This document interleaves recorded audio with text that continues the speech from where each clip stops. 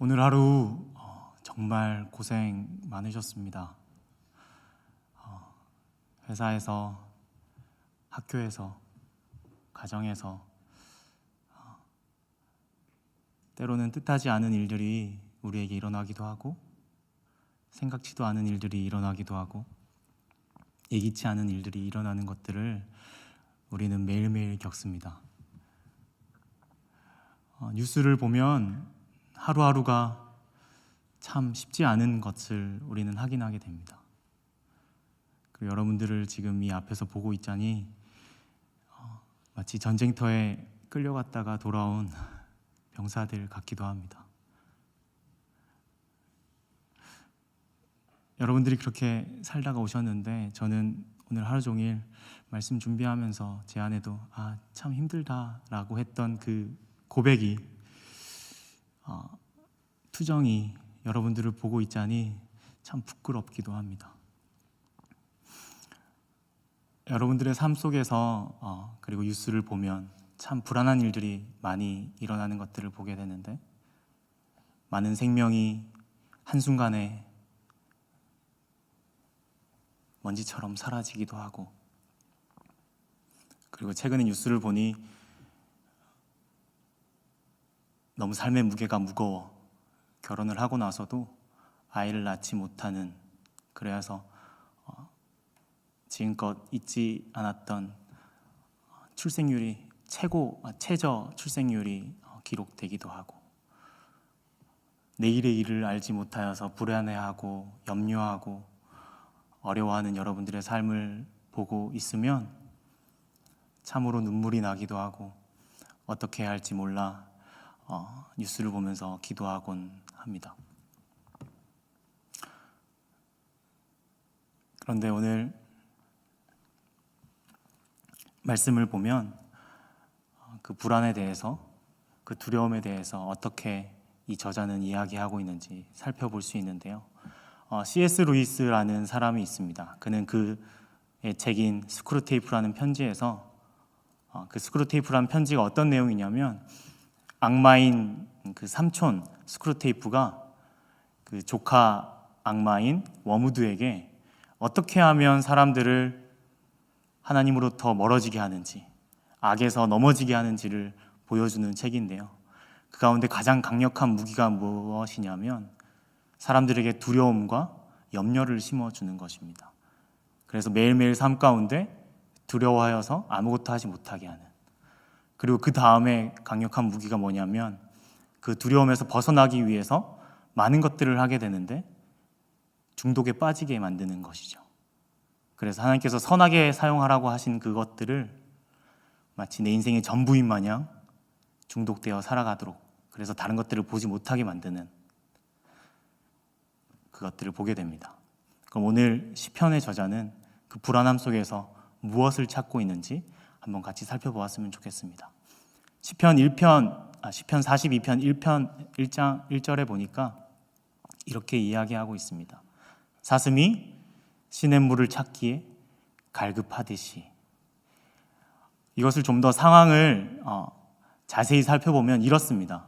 사슴이 물을 찾아서 그 갈급함이 너무나도 심해서 부르짖으며 헐떡이고 헉헉헉 이렇게 헐떡이는 사슴의 모습을 우리는 그 상황을 보게 되는데요. 우리는 의례 사슴이 물이 없어서 이렇게 물을 찾고 있나 보다라고 생각할 수 있지만, 사실은 그 저자가 어디에 있는지 우리가 보면 좀 상황이 다를 수 있는데, 6절 말씀에 보니까 그 저자는 요단 땅과 헐몬산에 있다고 이야기하고 있습니다. 요단 땅과 헐몬산은 어디에 위치하고 있냐면 이스라엘 북쪽 가장 위쪽에 위치하고 있는데, 헐몬산을 우리가 사진으로 혹시나 보셨을지 모르겠지만 헐몬산 위에는 눈이 있거든요. 그래서 그 눈이 녹아내리면서 이스라엘 땅을 적시는 물이 흐르는 물의 근원지가 되는 곳입니다. 그리고 요단 땅은 요단강의 그 물의 근원지가 되는 곳이거든요. 그러면 조금 상황이 이상하죠. 물이 많은 그곳에서 사슴은 물을 찾아 헐떡거리고 있습니다. 왜 그럴까요? 우리는 두 가지 이유를 찾아볼 수 있는데, 첫 번째는 물살이 너무나도 세서 사슴이 그 물을 마시는 순간 떠내려갈까 봐. 그런데 아무리 물살이 세다 하더라도 그 물이 흘러나와 천천히 흐르는 곳이 있기 마련입니다. 그럼 그곳에서 마시면 될 텐데 왜 그곳에서도 마시지 못하고 있을까? 그 이유는 여러분 동물의 왕국이나 TV에서 동물이 나오는 프로그램을 보면 물이 있는 곳에는 사슴만 있는 것이 아닙니다. 사슴뿐만 아니라 코끼리도 있고요, 사자도 있고요, 호랑이도 있고요. 많은 사슴을 해치는 짐승들이 있는데 사슴을 보면 어떻게 하고 있죠? 눈치를 보고 있죠. 물가에 나아가지도 못하는 모습을 우리는 보게 됩니다. 우리는 두 가지 연유에서 사슴이 물을 마시지 못하고 있구나라고 확인할 수 있는데, 여러분들 앞에 물이 있을 때와 물이 없을 때 언제 더 갈급하고 목이 마르십니까? 물을 앞에 있는데 물을 마시지 못할 때, 그때가 더 내 안에 갈급함이 있고 물을 더 마시고 싶어하는 것을 볼 수 있죠. 그러니까 사슴이 그 헐떡거리는 모습은 물이 없을 때보다 물이 있을 때 그 헐떡거림은 더 심각할 수 있습니다. 마치 그것처럼 시인도 내가 주를 찾기에 갈급하나이다 라고 하는 것은 그 상황을 살펴보면 하나님 앞에 부르짖고 있는 것이에요. 하나님 어디 계십니까? 하나님 어디 계십니까? 이렇게 울부짖고 있는 모습입니다. 그런데 여기서 굉장히 중요한 포인트가 이 대목에 나오는데, 사슴이 목마를 때 무엇을 찾죠? 물을 찾습니다. 그리고 시인이 갈급할 때 누구를 찾죠? 하나님을 찾습니다. 이것이 왜 중요하냐면, 우리는 때때로 종종 가끔 내 안에 갈급함이 있을 때 다른 것들을 찾습니다. 하나님을 찾아야 그 갈급함이 채워지는데 하나님보다 명예를 찾을 때도 있고, 사람을 찾을 때도 있고, 권력을 찾을 때도 있고, 돈을 찾을 때도 있고, 때로는 음란함을 찾을 때도 있습니다. 그것이 마치 내 갈급함을 채워줄 것 마냥 생각하지만, 사슴만 봐도 목이 마를 때 물을 찾는데, 인간은 너무나도 어리석어서 하나님을 찾아야 하는 그 갈급함 속에서 하나님이 아닌 다른 것들을 찾고 있죠. 얼마나 어리석은 모습인지 그것들을 보게 됩니다. 결국 사슴도 갈급할 때 물을 찾을 수 있었고, 시인도 갈급할 때 하나님을 찾게 됩니다.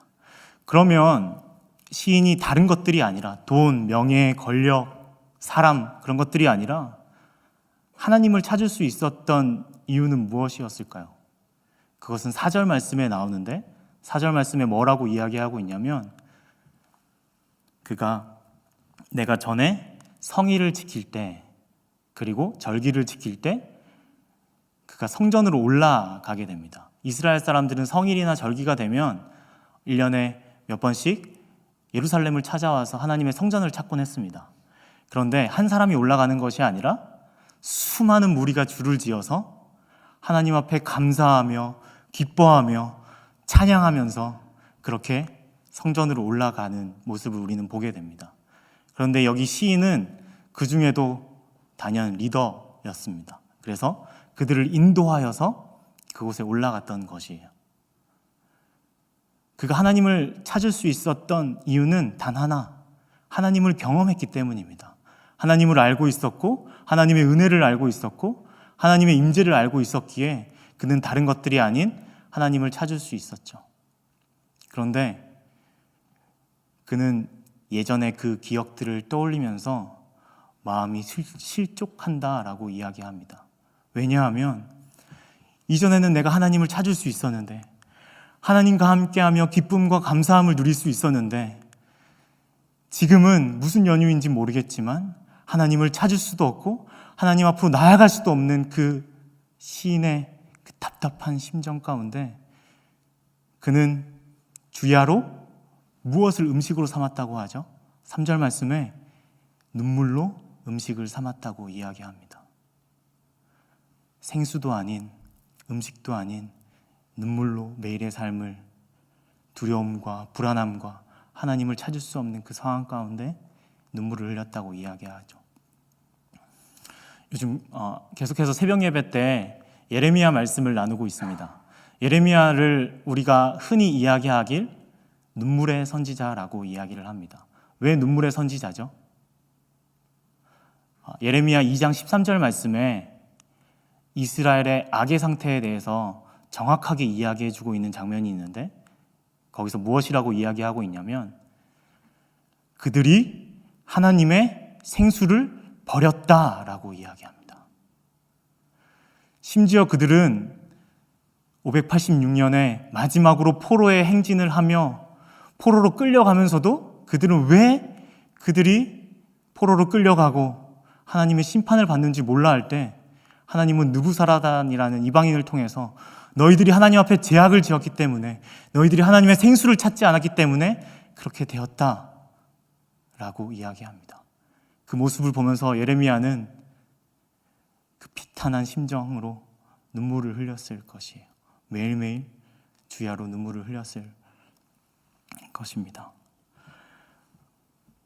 그렇게 매일매일 눈물로 시인은 낮과 밤을 지새우고 있을 때 그것으로 끝나는 것이 아니라 그 시인 옆에는 많은 이방인들이 있었는데 그에게 무엇이라 조롱하냐면 내 하나님이 어디에 있느냐, 너가 불안해하고 너가 그렇게 상황이 안 좋은데 내 하나님은 도대체 어디 있느냐, 너를 왜 보호해 주지 않느냐, 너를 왜 인도해 주지 않느냐 라고 조롱하고 있습니다. 헐몬산과 그 요단 땅을 살펴보면 그곳이 매우 풍부하고 초목이 무성한 곳이었기 때문에, 물이 넘치고 농사가 잘 되는 땅이었기 때문에 많은 사람들은 그곳에서 우상을 섬기곤 했습니다. 그러니까 그들의 우상을 섬기면서 그들은 많은 것들을 누릴 수 있었고, 많은 것들을 볼 수 있었고, 많은 혜택을 누리고 있었죠. 그런데 옆에 있는 시인을 보면서 네 꼴이 왜 그래? 너 하나님 어디 있어? 차라리 그냥 우리 하나님 믿어라 라고 했을 수도 있습니다. 만약에 여러분들이 그런 상황 가운데 있다면 여러분들은 어떻게 하시겠어요? 그래, 하나님 눈에 보이지도 않는데 그냥 내 마음대로 해야겠다, 이럴 수도 있겠지만, 이 시인은 예전에 그 하나님과 감사함과 기쁨을 누렸던 그 기억 때문인지 모르겠지만 다시금 하나님을 찾고 있습니다. 그래서 5절 말씀에 내 영혼아 어찌하여 내가 낙심하느냐, 하나님을 소망하라, 그리고 내가 여전히 여호와 하나님을 찬양하겠다 라고 다시 한번 쓰러져 있는 자신의 영혼, 여기서 영혼이라고 하는 것은 내 전 인격을 의미하는 것인데요. 여러분, 마음이 아플 때 마음만 아픈 것이 아니라 내 몸도 아프고 때로는 막 면역 체계가 무너져서 감기가 걸리기도 하고 많이 아프잖아요. 그것처럼 내 영혼이라고 했을 때 그의 전 인격체를 얘기하는데, 어찌하여 낙심하느냐, 낙심하지 말자, 그래 하나님만 찾자, 그래 하나님만 찾자 하고 다시금 스스로 다짐해 보는 것입니다. 그런데 그것이 오래가지 않습니다. 6절 말씀에 보니까 그의 앞에 펼쳐져 있는 폭포를 보면서 무엇이라고 이야기하냐면 그것이 마치 바다라고 이야기를 합니다. 이 시인이 약간 정신이 나간 것이 아니라, 그리고 폭포의 그 물결을 보면서 그는 파도 물결이다라고 이야기하거든요. 그 이유는 여러분들도 아시겠지만 불안함과 내 마음이 완전히 무너졌을 때는 정말 작은 것도 나에게 너무나도 큰 것이 되어져 나에게 몰아쳐옵니다. 그것처럼 여기 있는 시인도 그 폭포수만 바라보고 있는데도 마치 그것이 나를 휩쓸어서 나를 죽여버릴 것만 같은 그런 느낌이 드는 것이에요. 그러다가 옆에 있는 계곡의 돌을 보았겠죠. 그러면서 다시금 하나님을 기억했을 것입니다. 반석이신 하나님께서 나를 보호해 주신다고 하셨는데, 나를 인도해 주신다고 하셨는데 왜 나는 이 꼴인지. 그리고 나선 옆에 있는 이방인들이 또 이렇게 조롱합니다. 내 하나님이 어디 있느냐.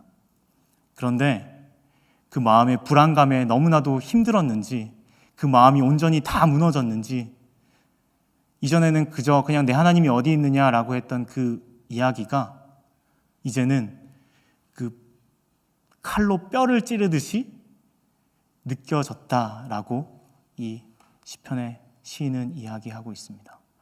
내 마음이 괜찮을 때는, 내 마음이 건강할 때는 누가 뭐라고 해도 뭐 그럴 수 있지 라고 이야기하지만, 내 마음이 다 무너졌을 때 누가 한마디 너 못생겼어 라고만 해도 내가 진짜 못생겼나? 내가 진짜 내가 왜 이렇게 살지? 못생겼는데 그냥 죽어버릴까?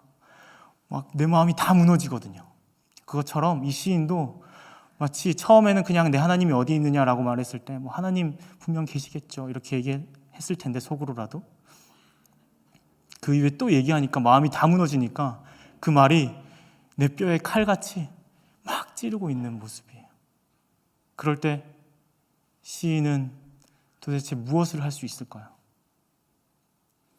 하나님이 계신 것도 알고, 하나님이 나에게 은혜 주신 것도 알고, 모든 것을 알고 있는데 내 상황은 여전히 불안하기만 하고, 내 상황은 여전히 넘어질 것 같고 두렵고, 내일 일을 모르고 어떻게 될지 모르는 그 상황 가운데 수많은 감정들이 오르락 내리락 했을 것입니다.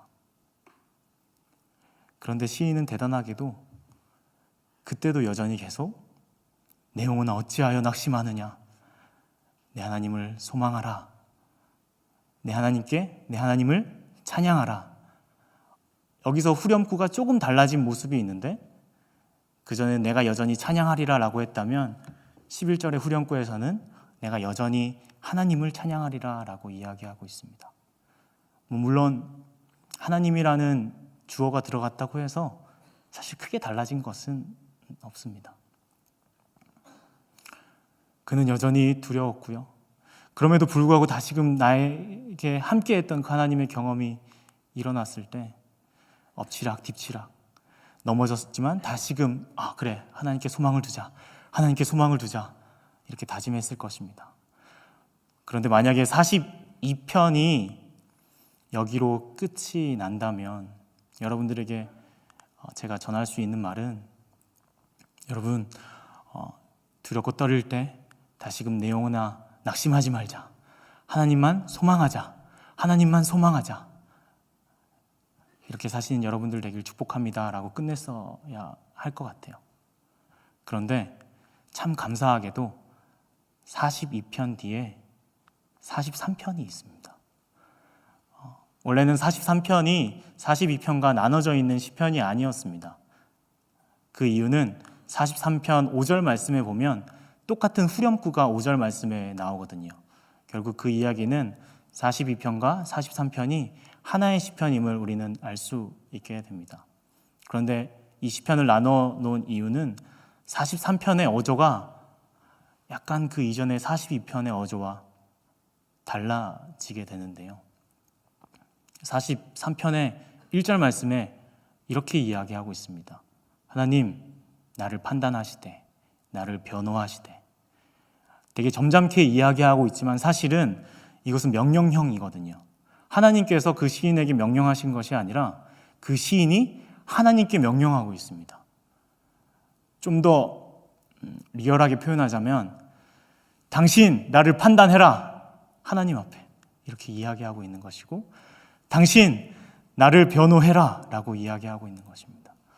이것이 무슨 말이냐면, 하나님, 내가 아무리 그 두려움에 벗어나려고 발버둥 치고 무슨 짓을 하고 하나님을 다시 찾고 내가 그 경험한 하나님을 다시금 만나고 싶은데도 나는 다시 그 두려움 앞에 또 넘어지고 또 넘어지고 또 넘어집니다.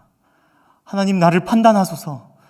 내가 하나님을 찾을 수 없는 자임을, 내가 그 두려움에 다시금 넘어질 수밖에 없는 죄인임을 나를 판단하소서.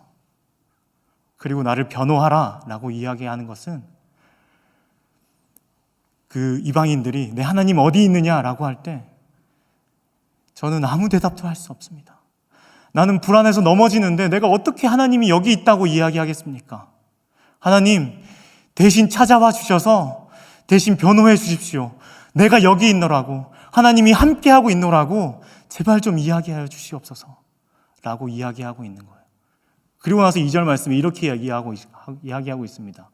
이전에는 두려움과 낙심으로 내가 넘어졌다고 이야기하고 있었다면 지금은 하나님 왜 저를 버리셨습니까? 그래서 왜 슬픈 길을 걷게 하십니까?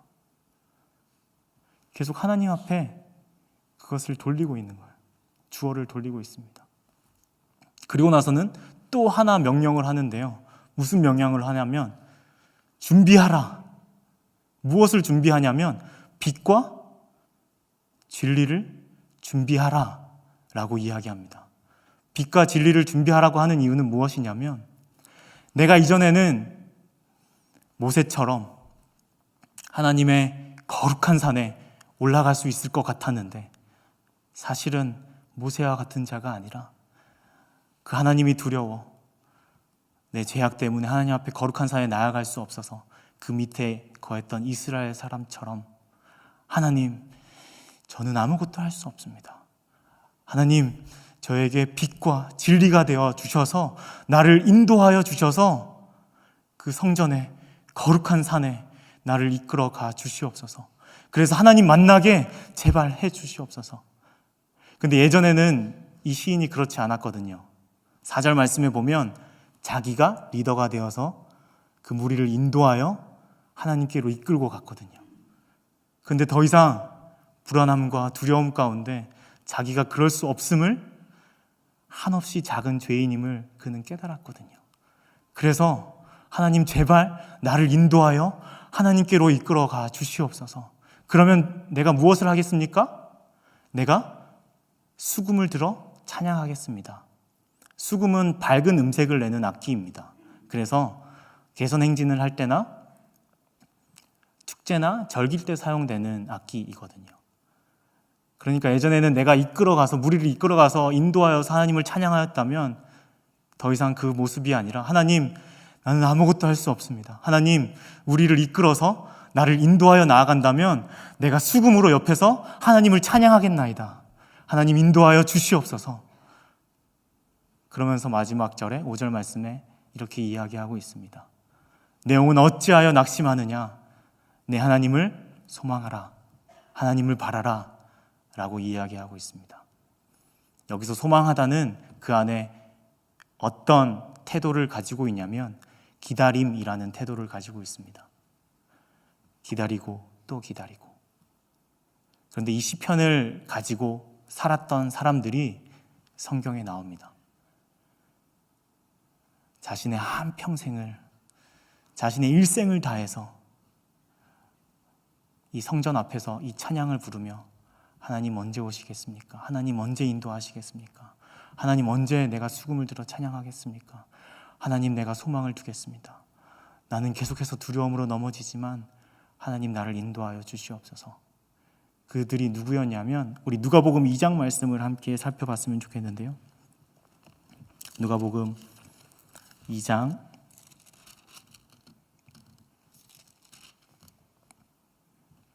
25절 말씀입니다. 우리 함께 읽어보겠습니다. 시작.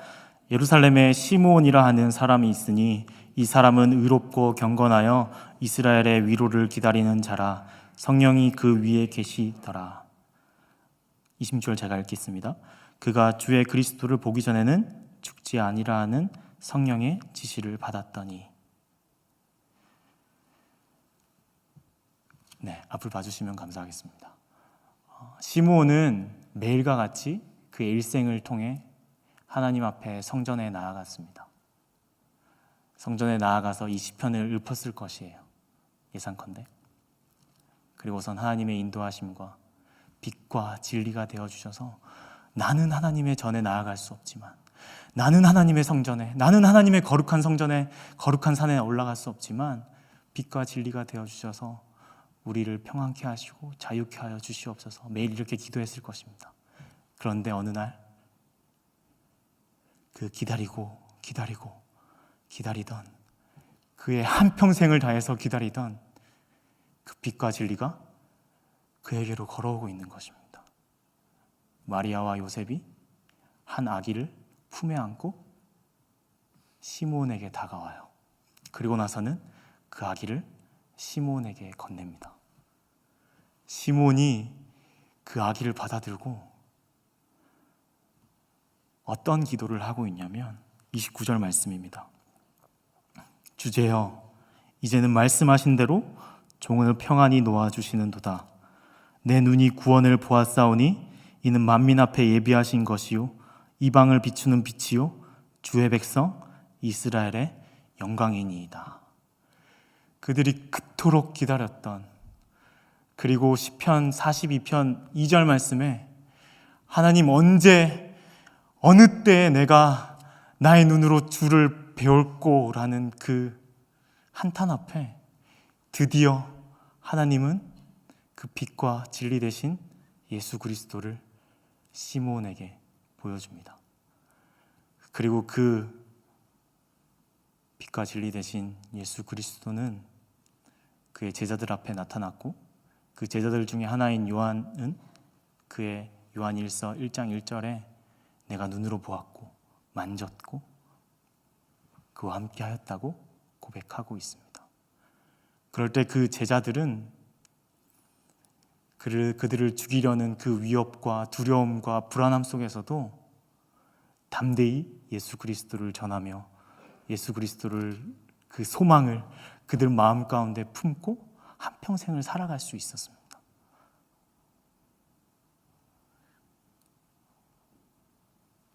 그 예수 그리스도가, 그 소망 되신 예수 그리스도가 그 제자들에게만 있었습니까? 아니요. 수많은 사람들에게 부활하심으로 나타나셨고, 그리고 동일하게 여러분들의 가슴 속에 여러분들과 함께 그 소망은 여전히 함께하고 있습니다. 그래서 이제 더 이상 우리는 두려워할 이유도 없고 두려워할 수도 없는 존재가 되어버린 것이죠. 하지만 우린 여전히 다시금 돌아와 이 42편의 시인처럼 매일매일 두려워하기도 하고 다시금 예수 그리스도를 찾기도 하는, 그 엎치락 뒤치락하는 삶 속에서 우리의 삶을 살아갑니다. 그러나 이 예배당을 떠나면서 단 한 가지 기억하셨으면 좋겠는 것은, 어찌하여 내 영혼아 낙심하느냐, 내 하나님께 소망을 두라. 나와 함께 하시는 그 예수님 때문에 내가 살아가노라 라고 하는 그 고백이 여러분들의 가슴 가운데, 그리고 여러분의 삶 가운데, 여러분들의 인생 가운데 매일매일 나타나길 축복하고 축복합니다. 우리 함께 기도하였으면 좋겠습니다.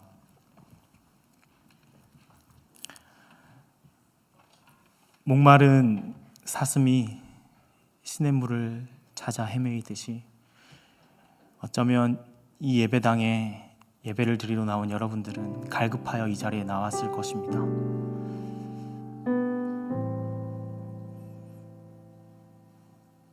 두려움에, 그리고 내가 주인 되어서 살아가는 여러분들의 인생이 되었다면 이제 그것을 가감히 끊어버리시고 내 안에 예수 그리스도가 함께하여서 시몬이 그 예수 앞에서 감격하여 주제여 나를 평안히 이제 놓아주시는도다 라고 했던 그 고백이 나의 고백이 될 수 있도록, 하나님, 내가 더 이상 저 세상의 두려움 가운데 넘어지는 자가 아니라 내가 예수 그리스도를 붙잡고 그 두려움 가운데 당당히 나아가겠습니다. 하나님, 나를 지키시고 보호하시고 인도하여 주시옵소서 라고 함께 기도하면서 이 자리를 나서는 여러분들 되길 축복합니다. 함께 기도하겠습니다. 하나님,